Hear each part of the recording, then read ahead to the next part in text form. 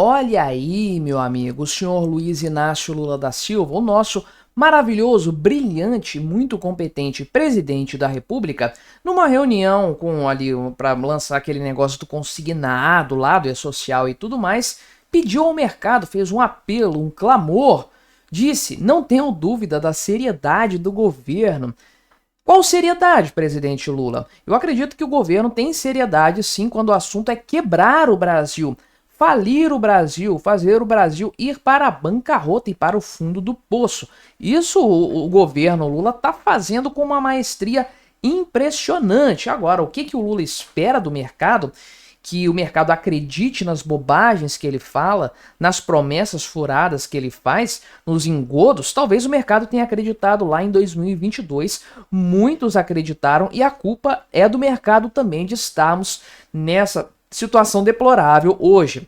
Mas a verdade é que a paciência de todo mundo está acabando e acabando muito rápido. O Lula falou disso, elogiou ao Fernando Haddad, falou que ele é muito bom, tem uma gestão boa, mas tem problemas de comunicação. Sempre é esse negócio de comunicação, a desculpa esfarrapada do Lula. E falou, o Molusco falou que não quer ser um Donald Trump, não quer ser um Javier Milei. Não, Lula, nem se você nascer de novo você vira o Javier Milei. Vamos conversar sobre esse tema então, mas antes não se esqueça de se inscrever no meu canal se você ainda não for inscrito. Se você quiser me ajudar ainda mais, você pode clicar no botão Seja Membro, torne-se um membro patrocinador do meu canal, com valores a partir de R$ 1,99 por mês. Isso me ajuda bastante, pode ter certeza disso, né? Então, o Lula conversou ali, né, num evento em que ele estava fazendo o lançamento do programa Crédito do Trabalhador, que é o consignado para o pessoal que tem carteira assinada. Estava participando então desse evento aqui e falou o seguinte, né? Disse: "Espero que nunca duvidem da seriedade deste governo.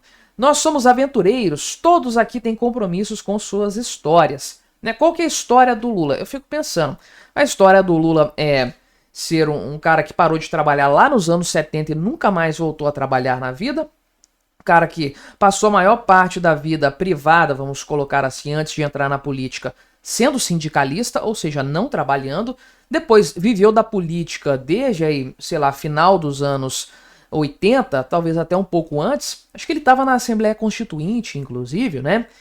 E depois, chegando à presidência da República, o governo mais corrupto da história, os maiores esquemas de corrupção da história e ainda por cima o governo que fez o Brasil mergulhar numa crise econômica quando o mundo todo estava se recuperando da crise anterior.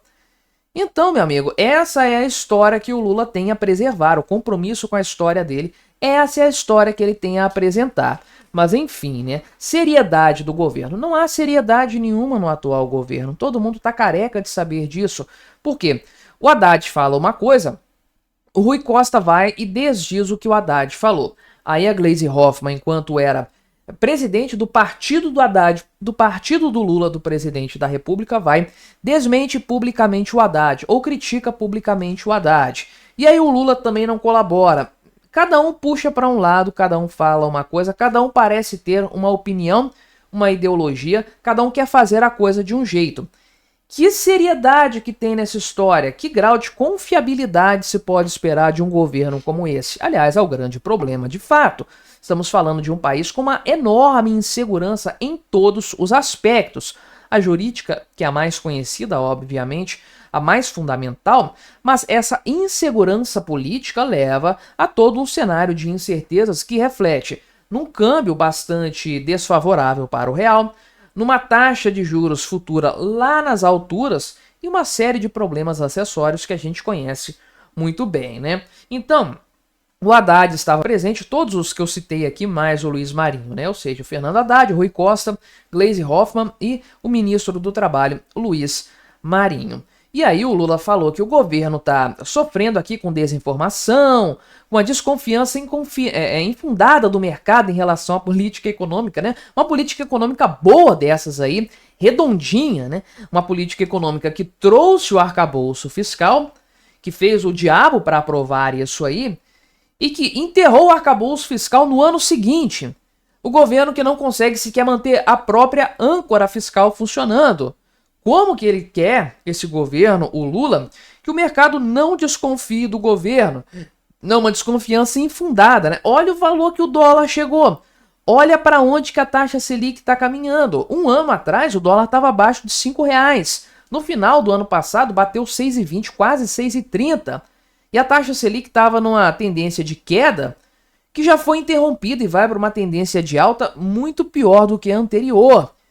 Como confiar numa política econômica dessas? Como não desconfiar do rumo que o Brasil está tomando sob a batuta desse tipo de gente aqui? E o próprio Lula, obviamente, né? Mas o Lula falou, não, as medidas boas tomadas pelo Haddad vão demorar algum tempo ainda para surtir efeitos positivos.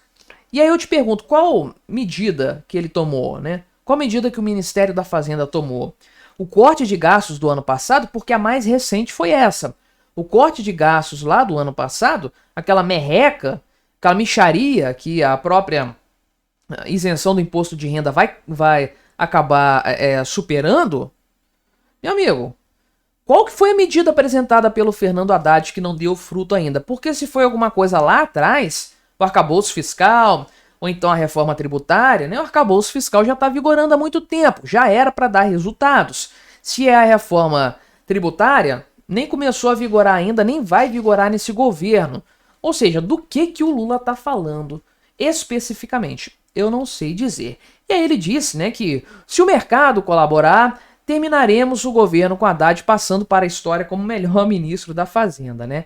Vai, mas não é hoje não, meu amigo. Paulo Guedes nunca serão, né? Cara, aqui, pelo amor de Deus, não tem nem palavras para descrever o que o Lula falou, um mentiroso contumaz, é óbvio, mas aqui ele passou de todos os limites, né? Mas ainda assim ele aproveitou para criticar o Haddad, falou que nem sempre ele é o mais feliz com o microfone. Lá ele, né? Falou para ele, Haddad, é preciso passar mais charme, né? Não é passar mais charme. A verdade é o seguinte, o Haddad tem uma ideologia, tem um método, tem um modelo econômico que ele acha que é o mais correto, acha que é o mais viável. E eu sempre falo aqui no canal, o Haddad é um grande incompetente, falando da história dele, né? Falei da história do Lula. Falando da história do Haddad, o que ele tem a apresentar é péssimo ministro da Educação, pior prefeito da história de São Paulo e também um péssimo ministro da Fazenda até o presente momento. Ainda assim, tem coisa muito pior disponível no mercado da esquerda. Se não fosse ele no Ministério da Fazenda, seria um Guido Mantega, por exemplo. Aí, meu amigo, o Brasil já teria quebrado há muito tempo. Com 6 meses de governo, o Brasil já teria quebrado. Então, o Haddad é ruim, é incompetente, é um péssimo ministro da Fazenda, sem sombra de dúvidas. Mas qualquer alternativa hoje para ele, na atual conjuntura, no atual cenário, seria muito pior. Para pensar. O Lula sacou o Alexandre Padilha das relações institucionais e colocou a Gleisi Hoffmann. Se o Lula saca o Fernando Haddad hoje, você acha que ele vai colocar um Henrique Meirelles? Um Pércio Arida? Um Armínio Fraga? Você acha que vai colocar um desses caras no comando do Ministério da Fazenda? Vai colocar um Guilherme Boulos para fazer isso, um Guido Mantega, uma Dilma Rousseff. É isso que nós teríamos. Então, né? Obviamente o Haddad tem algum grau de ortodoxia econômica na cabeça dele, coisa que o Lula não tem. Por isso que há esses atritos constantes e por isso que o Haddad fala uma coisa, depois ele tem que desdizer, ou alguém tem que desdizer o Haddad logo na sequência. E o Lula ainda afirmou, né, que ele falou, eu não tenho direito de fazer algum absurdo com esse país, economia não se faz com mágica, a gente não inventa, etc., e etc., né? Ele falou, eu não quero ser um Trump, eu não quero ser um Milley. Do ponto de vista econômico, não ser um Trump hoje é uma excelente ideia, uma excelente proposta, né? Não vou ser o Donald Trump, não vou ficar fazendo as maluquices que ele está fazendo lá, que até o momento para mim são completamente inexplicáveis, mas eu não quero ser um Milley? Meu amigo, como assim? O Javier Milei está fazendo milagres na Argentina. Ninguém hoje nega isso, ninguém tem coragem de negar que as coisas estão mudando na Argentina do ponto de vista econômico. O cara pegou um país arruinado e tá dando a volta por cima. Lá, é claro que o Lula não quer ser um Milei e nunca conseguiria, ainda que ele tentasse. O Lula não tem essa competência, não tem essa tenacidade, sem sombra de dúvidas. Mas é engraçado ainda porque o Lula fala, não quero fazer bravata. Caramba, o Lula só faz bravata o tempo todo, né? Eu tô tranquilo, sereno, tenho um bom governo, bons ministros, bom presidente de banco, bons deputados, bons amigos sindicalistas. Meu amigo, imagine se esse pessoal fosse tudo incompetente, como é que seria, né? Se esses caras hoje são bons, imagina se fossem ruins. Mas me diga aí, o que você achou dessa história? Colabore com o nosso debate, se inscreva no meu canal se você ainda não for inscrito e até a próxima.